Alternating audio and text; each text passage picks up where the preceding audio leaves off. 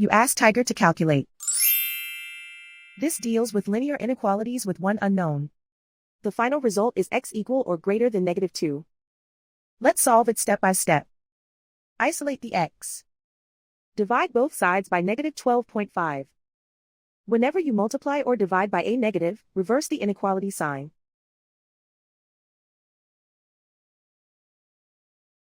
Cancel out the negatives.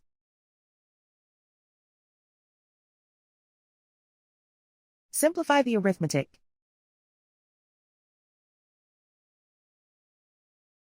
Move the negative sign from the denominator to the numerator.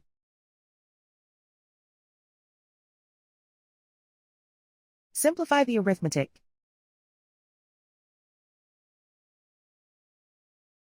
Plot the solution on a coordinate grid.